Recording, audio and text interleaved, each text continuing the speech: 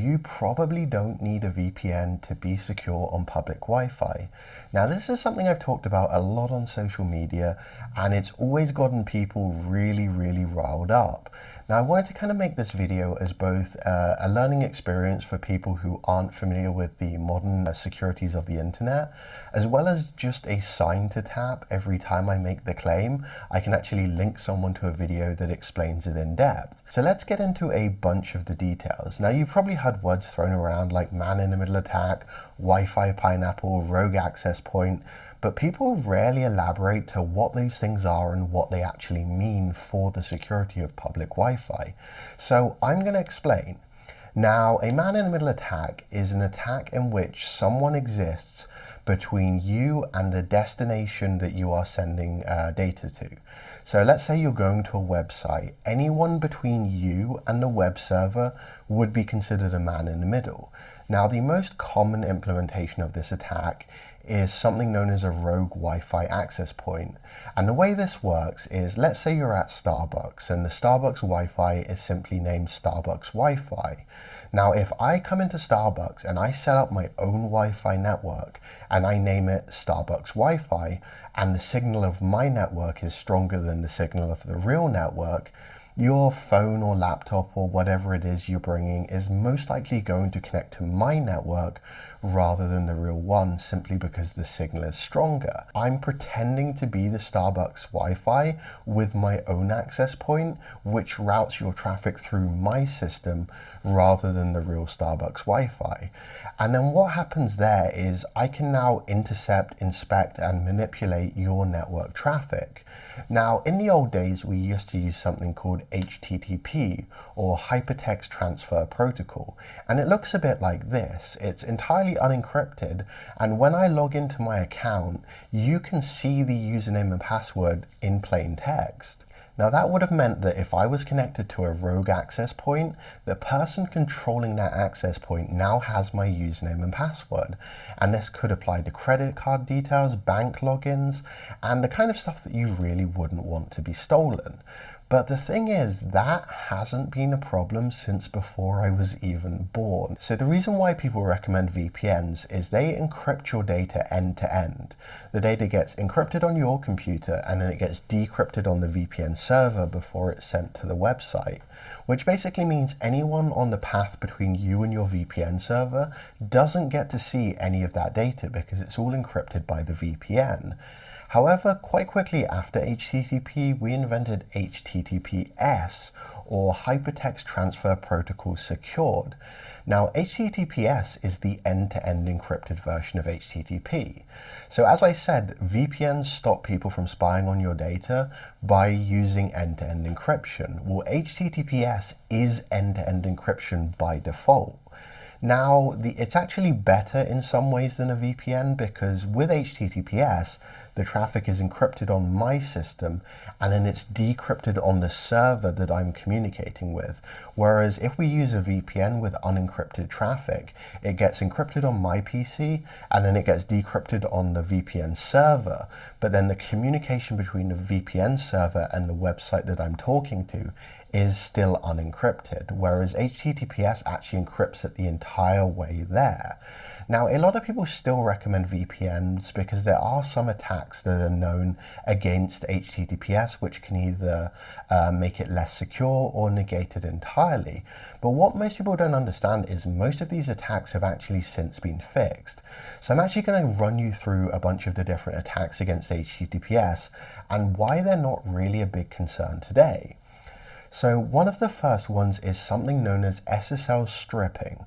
Now, the way SSL stripping works is if I go into my web browser and I type google.com, my web browser doesn't know whether I want to go to http://google.com or https://google.com.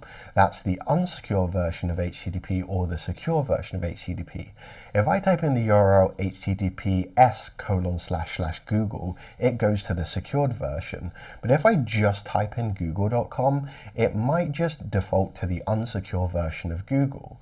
Now, what Google will then do is they will see my unsecured request and they will respond with something called a 301 redirect, which basically says, hey, don't go to this URL, go to this URL instead. And the URL they're going to give me instead is going to be the secure version of Google. However, that request is unencrypted, which means if there is an attacker on my network, they can intercept the unencrypted request and then just never redirect me to the secure version of Google. In that case, they could set up their own fake version of Google that just keeps me on the unencrypted web page, and then they can steal my login credentials and see anything that I'm doing. And the same is true for unsecured links. Let's say Google accidentally left a http:// link on their web page. When I click that link, my browser goes back to the unsecured, unencrypted version of HTTP, and again, the attacker could just not send that redirect and keep me on a fake, unencrypted version of Google. Now, in response to this specific attack, the internet standards came out with something called a Hypertext Transfer Protocol Strict Transport Security, which is a huge mouthful, but it's often shortened to just HSTS. Now, the way HSTS works is when I go and connect to a website, let's say I deliberately typed in HTTP instead of HTTPS, so we're going to the unsecured version of the website. When I get redirected to the secured version, the website will also tell my browser, hey, never connect to the unsecured version of the website. Anytime you see an HTTP URL, just replace it with HTTPS. And as a result, normally this is what I would see. I would see the unencrypted connection, a redirect, and then the connection becomes secure. But with HSTS, my browser just automatically replaces HTTP with HTTPS. And as such, there is never that first unsecured connection.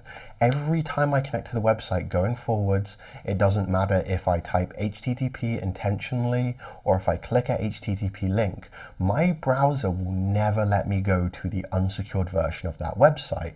And the website can tell my browser how long to do that for. It could be for a month, 6 months, a year, or forever. And in that case, it would basically mean that at this point going forward, there would be no way for an attacker to do SSL stripping, even if the website messed up and tried to use HTTP-only links. Now, there is one flaw with HSTS, and that is it requires me to have connected to the website before, because it's the website that tells my browser, hey, never go to that HTTP link. So if the first time I connected to the website isn't on a secured network, again, the attacker can intercept that unsecured request and perform their SSL stripping attack. Now, in reality, this is probably not going to happen because whenever you buy a new computer, you typically take it home and you set it up on your home Wi-Fi, which, unless you've really messed up, isn't going to have a hacker sat in your house, man in the middle of your home Wi-Fi. So the first time you go to any website is likely to occur on a secured network, and then when you move your laptop to an unsecured network, such as a free public Wi-Fi, your browser already has been told never go to the unsecured version of this website, therefore no one can do that SSL stripping attack and decrypt your connections. But HSTS actually goes even further. There's something known as HSTS Preloading, which is websites can submit their HSTS configs to a big list that is downloaded automatically by your browser. And in some cases, it's actually hard-coded directly into your browser, which means for certain websites, it doesn't matter if you've never been to that site before, it is only going to let you connect to the secured version of that website. Now, the kind of sites that are hard-coded into the browser are going to be things that are like Google, your email provider, banks, anything that's taking credit card information. So pretty much any of the super sensitive data that you would not want stolen on public Wi-Fi is actually protected by HSTS preloading, which means you can have a public unsecured network be the first network you go to any of those sites on, and it's still never going to connect to those sites unencrypted. Now, there's been a lot of misinformation because people throw around these words like rogue access points, Wi-Fi pineapple, fake Wi-Fi network, and it gives people the idea that if you connect to the hacker's Wi-Fi network, you're done, you're hacked. Your credit card details, your bank details, they're all gonna be stolen.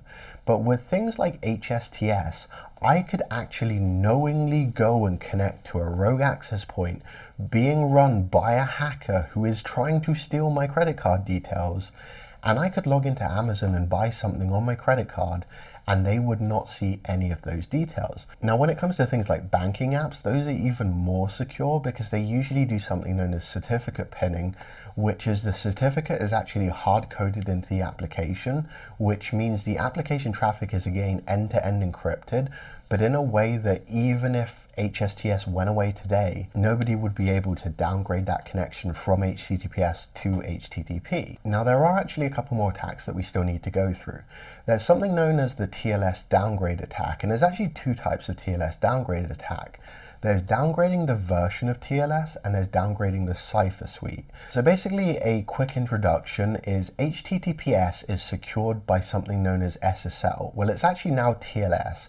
Originally it was SSL, but the latest version of SSL is called TLS. Now, SSL and TLS have gone through a couple of different versions, some of which had flaws. Now, if you were able to, say, downgrade someone from the latest TLS version onto something like SSL 3, which is a very early version of the encryption protocol, there are actually some very serious flaws in that would allow you to basically just negate the entire encryption.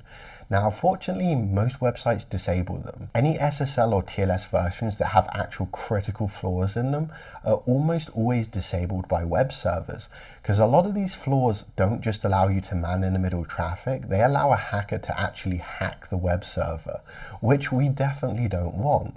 So most of the unsecure versions of TLS are disabled by both the server and your web browser. It simply will not let you use a unsecure version of SSL or TLS. Now, there's also a lot of misinformation about downgrade attacks. People have this idea that if your connection gets downgraded, the HTTPS is now just broken. Like, your connection is completely unsecure, the attacker can see everything you're doing, and you're screwed. It's not the kind of thing that your average person is going to be able to break. And on top of that, browsers also enforce things like minimum key lengths and minimum secure hashing algorithms, which prevents something known as a cipher downgrade attack. Now, essentially the way in which a downgrade attack works is when you connect to a website, your client sends something called a client hello, and a client hello lists what TLS versions your client supports and what ciphers or encryption algorithms and hashing algorithms that your client supports. And that gets sent to the server, and that is unencrypted. Then the server will look at all of the versions that your client supports and all of the encryption algorithms that your client supports, and it'll look at what in your list matches its list, and then it will pick the most secure of the available algorithms. So because that initial negotiation isn't encrypted, an attacker can intercept your client hello, and they could change out the versions that you support and the encryption algorithms that you support to unsecured ones that are breakable. Now, there is a couple of preventions against this. The latest version of TLS is actually signed this, so you can't change it. But let's assume you're using a version where it can be changed. So what the attacker is going to try and do is they're going to try and downgrade you to the most insecure TLS version and the most insecure encryption algorithm or hashing algorithm in order to try and break your encryption key. But that isn't something that actually allows them to intercept your traffic. It's more of a case of, hey, use this unsecured encryption, and then we're just going to log all your traffic, we're going to take it away, and then we're going to try and break the encryption key. But if you look at, say, the latest version of Google Chrome, the minimum encryption algorithm it will actually let you use is RSA 1024 or 124-bit key. Now, when it comes to breaking RSA 1024, most people believe that still isn't breakable even with current generation quantum computers. There is some speculation that it might be breakable by the NSA. They might have some secret, incredibly powerful supercomputer that can factor RSA 1024 keys. But it's not the kind of thing your average hacker is going to be able to do. So there is a little bit more to it. On top of the minimum encryption likely still being unbreakable by hackers, there is actually more safety protocols put in place. A lot of TLS versions make use of the fact that you cannot immediately break that encryption. Let's assume you can actually break RSA 1024, which definitely requires a massive supercomputer to break. It's not something you're going to be able to break in real time. What's going to happen is you're going to have to log that communication take it back to your supercomputer, and then try and factor the key. And then after maybe a year of factoring, you get that encryption key, and now you can read the communication. Now, TLS actually has an extension that can prevent downgrade attacks by utilizing this phenomenon. It knows that you can't immediately decrypt and change messages. You can only decrypt at a later date. So what it does is, once that encryption negotiation has happened, the first encrypted message is going to be a list that says, hey, here's a list of the ciphers that my browser actually supports. And that, because that message is encrypted, the attacker can't change it. So if they change that initial hello request in order to downgrade your connection by saying you only support insecure ciphers, and then that first encrypted message says, actually, I support all of these really secure ciphers, the server's going to go, oh, someone's man-in-the-middling our connection. Someone changed your client hello request because it doesn't match what you're telling me now, and the connection is going to be terminated. So while the attacker could then go and decrypt that data, the connection would have been terminated before you could submit any credit card details or login details or bank account information. So all the attacker would get after they spend years decrypting your traffic on a supercomputer was, hi, hello, we're being man-in-the-middled, we should just terminate the connection now. So the whole idea of like public Wi-Fi being insecure first relies on the idea that every public Wi-Fi has some hacker who is sitting there with their fake access point trying to steal your credentials. But even if you were to go and deliberately connect to a network that you know there is a hacker intercepting, all of these encryption protocols and versions and standards that I've just explained would prevent them from ever getting any useful data. Now, if the attacker were to try and say swap out the website's encryption key with their own, your browser would show you this warning, which you're not going to click on because you're a smart security person who understands the risks. And the same is true for using old browsers. You're going to be using an up-to-date operating system with an up-to-date browser. You're not going to ignore the security warnings. And if all of this is true, your browser is simply just not going to let you do anything that would allow them to get your credentials. So as such, you are perfectly safe on public Wi-Fi without a VPN. The only caveat I would add is you also need to make sure your firewall profile is set to public network, because when you're on the same network as someone, they can connect to your computer and they could say exploit services. If you have a remote desktop open with an unsecure password, they could try and brute force it.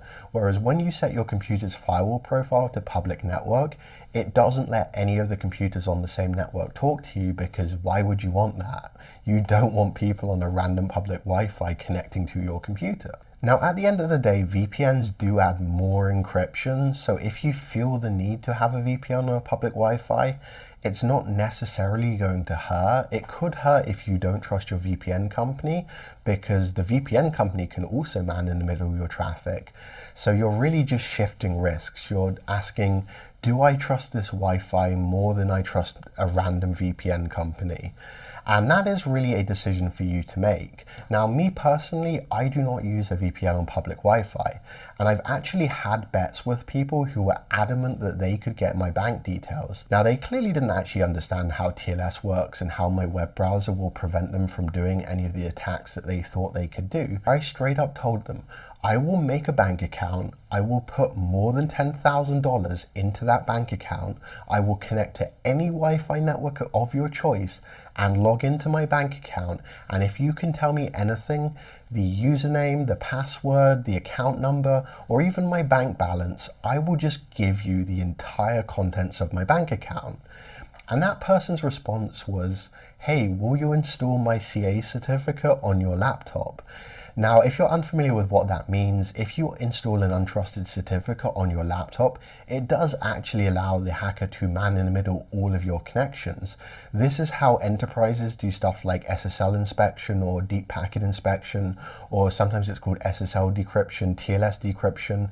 That's done by installing the enterprise's own certificate authority onto your laptop. And that basically allows them to generate SSL certificates for any website that your computer will see as valid. And in that case, they can actually decrypt all your traffic. But again, we're not installing random people's untrusted certificates onto our devices because we understand security and we're not stupid. So the moral of the story is, if you have good security hygiene, you don't install random people's certificates on your laptop, you don't click past browser warnings, you keep your operating system and your web browser up to date, all of those things will prevent man-in-the-middle attacks from getting your credentials, and as such, it is entirely safe to just go onto a public Wi-Fi without a VPN. Now, ultimately, the decision to use a VPN or to not use a VPN is entirely up to you. I'm just here to explain the security protocols and why man-in-the-middle attacks aren't a big deal anymore, but your risk decisions are your risk decisions, and I leave those up to you. But what I will say is, one of the things that I have seen personally, and I've also been offered, is VPN companies do reach out to YouTubers like me, and they offer to pay us huge sums of money to say, hey, if you go on public Wi-Fi, your credit card details and your bank details and all of that is going to be stolen. Now, because community trust is one of the most important things for me, you will never see me taking money to lie to you in order to sell a product. I'm not going to sit here and be like, if you go on public Wi-Fi, they're going to steal your bank details, your credit cards, your partner and a kidney, unless you spend $10 a month on this VPN service.